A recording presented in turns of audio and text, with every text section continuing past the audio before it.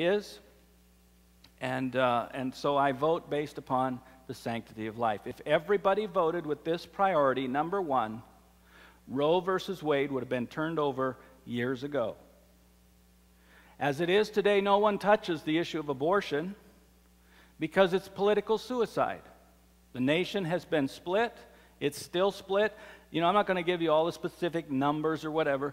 Just grant me this, that if 95% of the citizens of the United States, judges have turned over, administrations have turned over, if we voted this, it would be changed by now, period. I vote on the sanctity of life. Number one.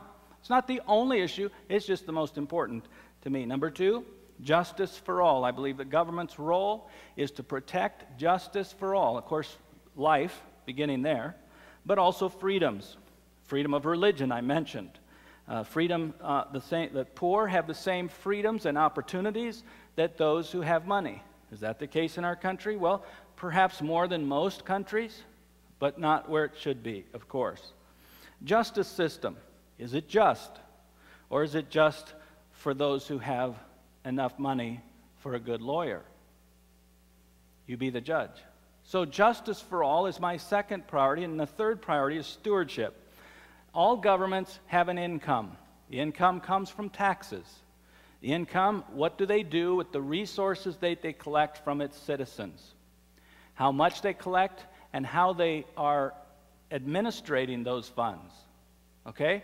So that has to do with education, it has to do with the environment, it has to do with the economy and taxes, it has to do with health care and many, many other issues on the issue of stewardship. Now, most people, I believe, have this priority system upside down. Most people vote primarily number 3, then number 2, and finally, if it's on the radar at all, it's number 1. Now, let me go to number 2. The Bible, now we're going back to the Bible. Okay, so we're leaving personal incomes. I'm glad you brought your phone, because now we can text. So, number 2, submit. This is not foggy.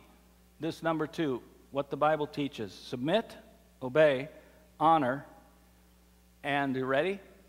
Pay. Pay. Listen to Romans 13, the longest section on government, on politics in the Bible. Romans 13:1. Everyone must submit himself to the governing authorities, for there is no authority except that which God has established. Consequently, he who rebels against the authority is rebelling against what God has instituted, and those who do so will bring judgment on themselves. Do you want to be free from fear of the one in authority? Do what is right.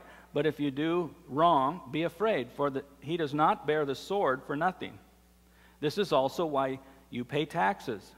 Now, you notice here are several dotted 3 dots in a row. That means I'm skipping some stuff, so you'll have to go back and read and make sure we're getting the entire context of this. Verse 7, give everyone what you owe him. If you owe taxes, pay taxes.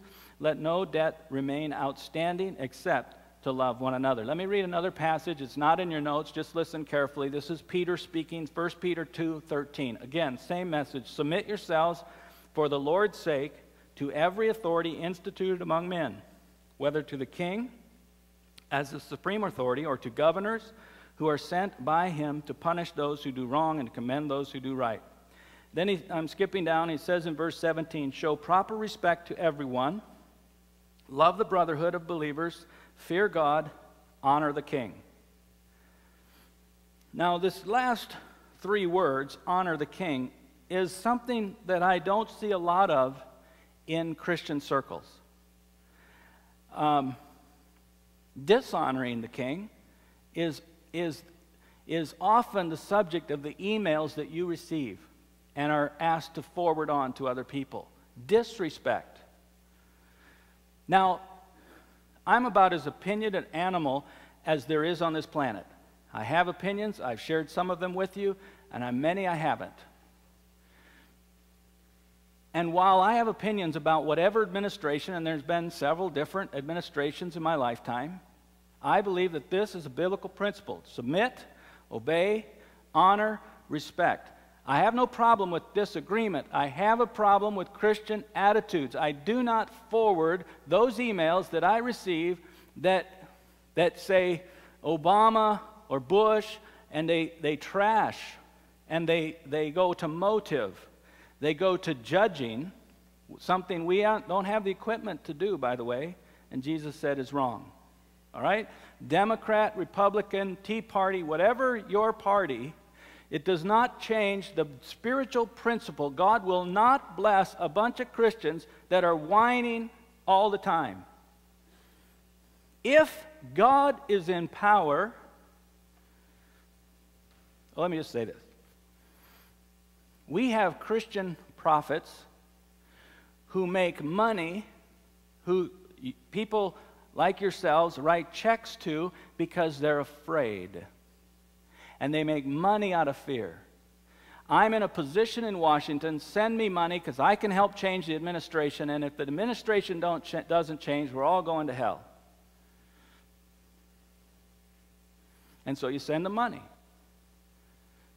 Now, people aren't going to send money to someone who says, trust God, that He's still in charge, and we are going to still vote our conscience. We're going to do what we need to do. But at the end of the day, put your soul and your heart where it belongs. Don't be one that believes that if we could change this law or that law, that people's hearts will change. You see, one thing the government cannot do, it cannot change your heart. There's only one thing, there's only one force on this planet that can change ultimately what will change the world, a human heart, and that is God. And we belong to God, and God says, Jesus said, you are the salt of the earth. You are the light. You are the only hope. I'm getting ahead of myself. Christians, submit, obey, honor, and pay. Number 3, pray. This too is not foggy, it's very clear. In fact, let me say it this way. If the Christians I know, including myself, prayed as much as we complained, if we prayed as much as we complained, this world would be different. See, complaining has very little power to change anything. Prayer has great power because it taps into the one who is all-powerful. Pray. 1 Timothy 2 says, pray for kings and all those who are in authority. Psalm 33, blessed is the nation whose God is the Lord, the people who He chose for His inheritance. And listen, it goes on to say, no king is saved by the size of his army. No warrior escapes by his great strength. The horse is a vain hope for deliverance. Despite all its great strength, it cannot save. But the eyes of the Lord are on those who fear Him. If God chooses to bless America, there's not much you can do. And if God chooses to curse America, it doesn't matter who you put in office. You see, government is a reflection of other things. And in fact, if you don't like the people in office, don't shoot at them. It's the people that put them in office, at least in our country.